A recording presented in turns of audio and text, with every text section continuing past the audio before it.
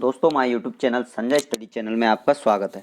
जैसे अपनी सीरीज चल रही है साइंस की, जीएस में साइंस के क्यूज, साइंस में बायोलॉजी का क्यूज करा रहा हूँ, जिसमें अपनी बहुत सी वीडियो हो गई हैं। आप देखें, आपके लिए बहुत हेल्पफुल है। जैसे आगे एग्जाम है सीजीएल, सीएचएसएल और रेलवे का एग्जाम, उसके लिए बहुत ही हेल्पफुल है।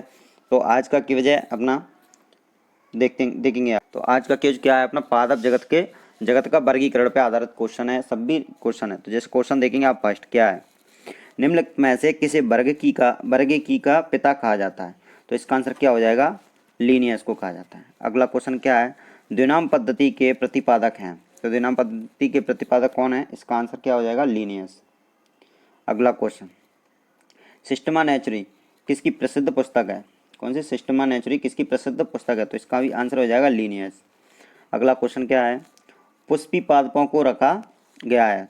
तो पुष्पी पादपों को कहाँ रखा गया है, इसका आंसर क्या हो जाएगा, पेनरोगेम्स में, पेनरोगेम्स में। अगला क्वेश्चन, अपुष्पी पादकों को रखा गया है, अपुष्पी पादकों को रखा गया है। तो इसका आंसर क्या हो जाएगा, 21 में, क्रिप्टोगेम्स में।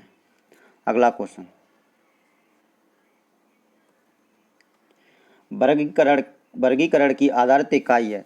तो इसका आंसर क्या हो जाएगा, स्पीशीज।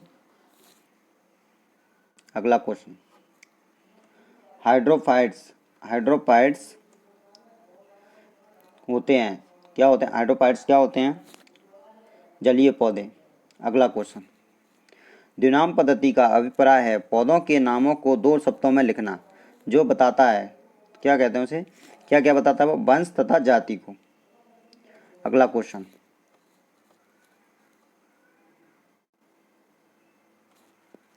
क्या हो जाएगा क्वेश्चन, जिन पौधों पर बीज बनते हैं किंतु पुष्प नहीं लगते क्या कहलाते हैं, अनावृत बीजी पौधे।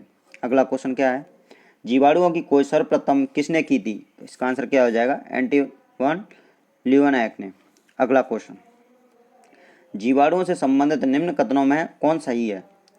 तो जैसे आप देखेंगे क्या है इसमें, ऐसे सभी जीवाणु स्वपोषी होते हैं, सभी जीवाणु विषमपोषी होते हैं, लेकिन क्या है, अधिकांश जीवाणु विषमपोषी होते हैं किंतु कुछ स्वपोषी होते हैं, ये सही है। अगला क्वेश्चन,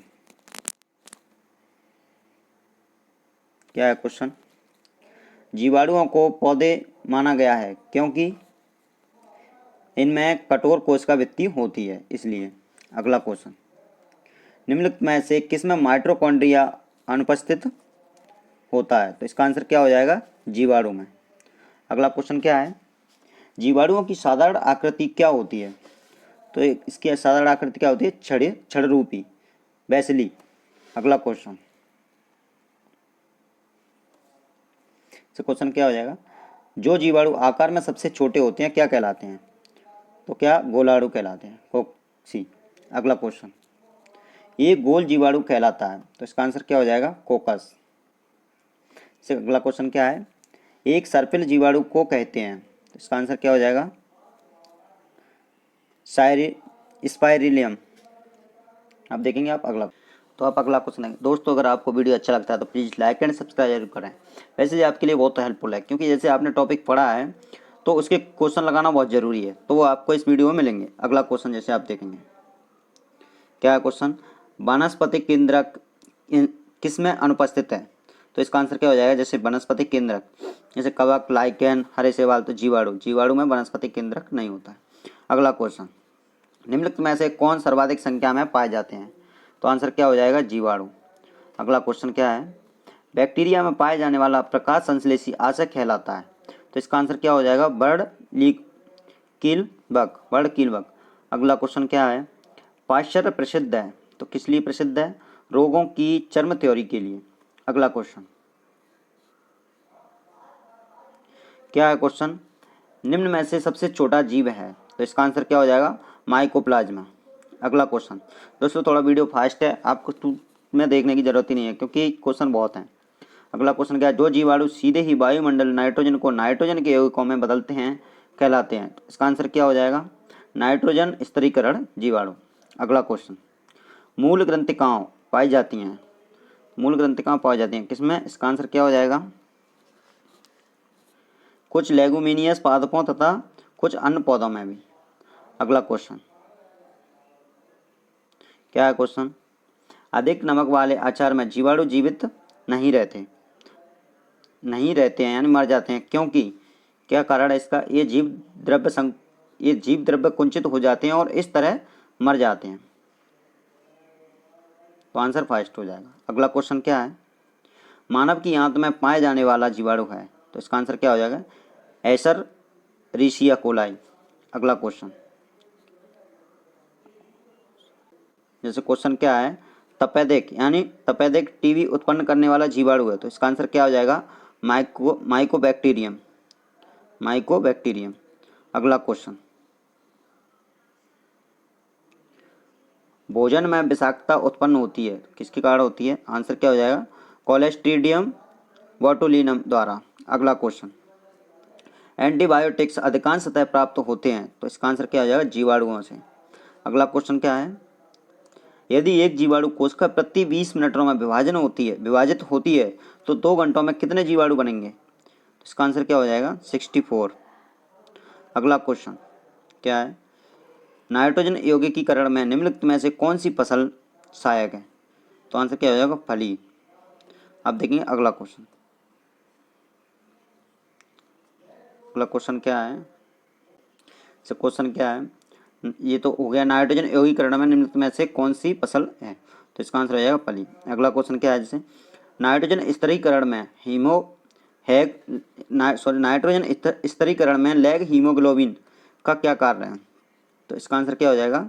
ये ऑक्सीजन का अवशोषण करता है। अगला क्वेश्चन क्या है? जैसे निम्नलिखित में से कौन सा रोग बैक्टीरिया से होता है? तो इसका आंसर क्या होगा? तपेदिक। अब देखेंगे आप अगला क्वेश्चन। जैसे क्वेश्चन क्या हो जाएगा अगला? मृदा में धान की पैदावार बढ़ाने वाले मुक्त जीवी जीवाणु कौन सा है? तो इसका आंसर क्या हो जाएगा? एनाबीना। अगला क्वेश्चन क्या है? प्रशीतन खाद्य परिरक्षण में मदद करता है। प्रशीतन खाद्य परिरक्षण में मदद करता है, तो इसका आंसर क्या हो जाएगा? जैव रासायनिक अभिक्रिया की दर को कम करके। अगला क्वेश्चन क्या है?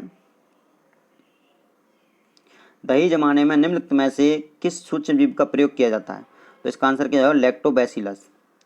अगला क्वेश्चन क्या है? जैसे निम्नलिखित में से किसके द्वारा दूध खट्टा होता है? तो आंसर क्या हो जाएगा? बैक्टीरिया के कारण। अगला क्वेश्चन क्या है? दूध से दही के रूप में जमने का कारण क्या है? तो इसका आंसर क्या हो जाएगा? लैक्टोबैसिलस। अगला क्वेश्चन, निम्न में से कौन सा सहजीवी नाइट्रोजन यौगिकीकरण जीवाणु है? तो इसका आंसर क्या हो जाएगा? यौगिकीकरण है, तो क्या है? राइजोबियम। अगला क्वेश्चन, सर्वप्रथम विषाणु की खोज किसने की थी? तो इसका आंसर क्या हो जाएगा? इवान वास्की ने। देखेंगे आप अगला क्वेश्चन क्या है? विषाणु पाए जाते हैं क्या सजीव जो सगुण की शक्ति खो चुके हैं? विषाणु किसे माने जाते हैं? किसे कहते हैं? सजीव जो गुणन की शक्ति खो चुके हुए हैं। अगला क्वेश्चन, निम्नलिखित में से किस में एंजाइम्स नहीं होते हैं? तो इसका आंसर क्या हो जाएगा? विषाणुओं में एंजाइम्स नहीं होते हैं। अगला क्वेश्चन क्या है? टीएमबी शब्द संबंधित है, तो कैसे है? इसका आंसर हो जाएगा विषाणुओं से। अगला क्वेश्चन, हाइड्रोफोबिया रोग उत्पन्न होता है, हाइड्रोफोबिया कैसे होता है? विषाणु के द्वारा। अगला क्वेश्चन क्या है? कुत्ते के काटने से जिस विषाणु के द्वारा घात रोग उत्पन्न होता है क्या कहलाता है? आंसर हो जाएगा हाइड्रोफोबिया। अगला क्वेश्चन क्या है? चेचक के लिए टीके का विकास किया था, तो किसने किया था? इसका आंसर हो जाएगा लुई पाश्चर ने। अगला क्वेश्चन क्या है? एडवर्ड जेनर ने खोज की थी, एडवर्ड जेनर ने किसकी खोज की थी? चेचक के टीके की। अगला क्वेश्चन, विषाणु वृद्धि करता है तो किसमें करता है? जीवित कोशिकाओं में। अगला क्वेश्चन क्या हो जाएगा?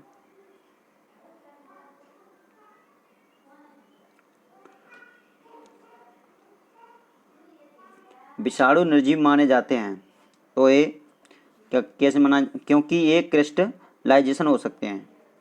अगला क्वेश्चन क्या है? एंजाइम अनुपस्थित होते हैं, किसमें होते हैं? विषाणुओं में। अगला क्वेश्चन, एड्स का कारण है, तो इसका क्या कारण है? एड्स का T4 लिम्फोसाइट्स की कमी होना। अगला क्वेश्चन क्या हो जाएगा? HIV द्वारा होने वाला रोग है, तो क्या HIV क्या? एड्स। अगला क्वेश्चन, एड्स वायरस क्या होता है? तो इसका आंसर क्या हो जाएगा, यह एक सूची RNA है, RNA है। अगला क्वेश्चन क्या है, एड्स का कारण है, एड्स का क्या कारण है, वायरस। अगला क्वेश्चन, HIV संबंधित है, HIV किससे संबंधित है, तो ये एड्स से संबंधित है। अगला क्वेश्चन, HIV एड्स से संबंधित है। अगला क्वेश्चन क्या आ जाए, एड्स फैलता है तो किसकी वजह से, शारीरिक संपर्क से। अगला